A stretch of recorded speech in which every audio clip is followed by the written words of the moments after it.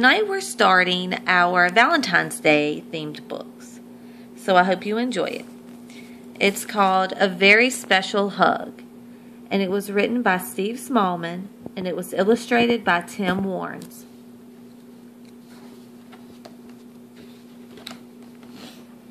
We have the dedication page. It says, "To Anne, who can out-hug a bumbletum." And then the illustrator dedicated the book. It says, "For the kids, Fluff, Kangaroo, and the Mole Brothers." Here you have the title page. And then the story begins. There was a new toy in the bedroom. He was small, soft, and floppy, and he had a squishy tummy covered in stripes. His name was Bumbletum.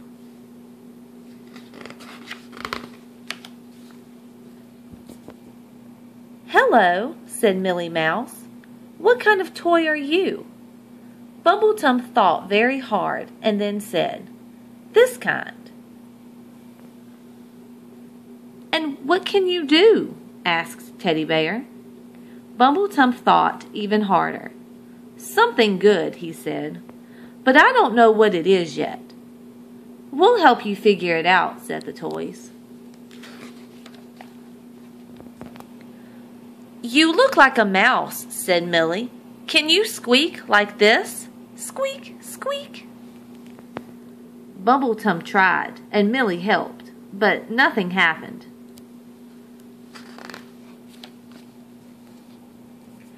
"You look a little like me," said Teddy. "Can you make a growly noise when you stand on your paws like this? Growl, growl." Bumbletum tried, and Teddy helped, but nothing happened. "Your tail is kind of like mine," said Peter Puppy. "Can you wag it like this?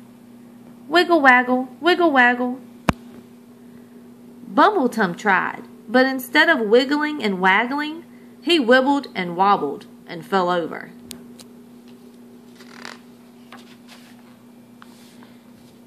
Then another toy came over.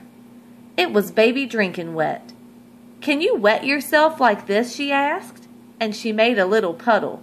Tinkle, tinkle. Bumbletum was impressed. He tried and tried and tried, but nothing happened. Worn out, Bumbletum flopped down on the floor. "I must be a doesn't really do anything kind of toy," he said quietly. But the others were sure there was something Bumbletum could do. "I know," cried Boomer Kangaroo, bouncing over. "It's your tummy."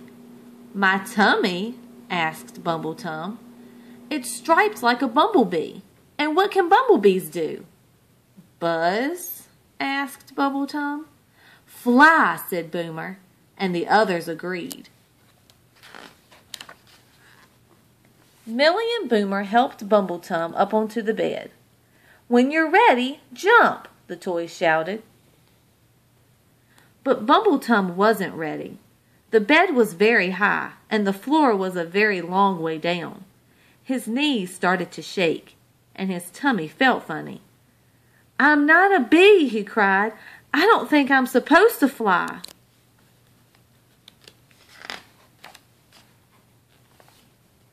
"Try bouncing first, like this," Boomer said.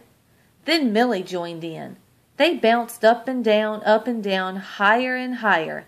Boing, boing. "Look, Bumbletum, I'm flying," Millie squeaked.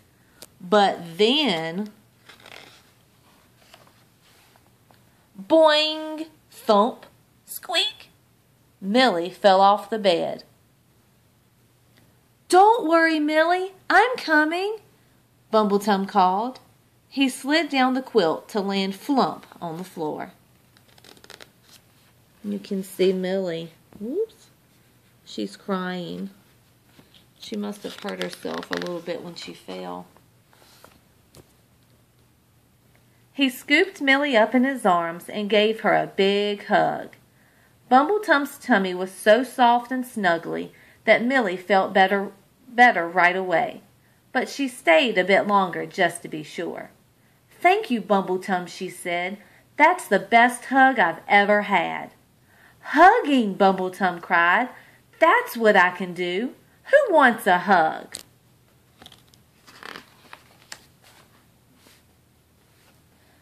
The toys all ran over and settled down in a cozy heap with Bumbletum right in the middle. He knew then that being a Bumbletum was very, very special indeed. The end.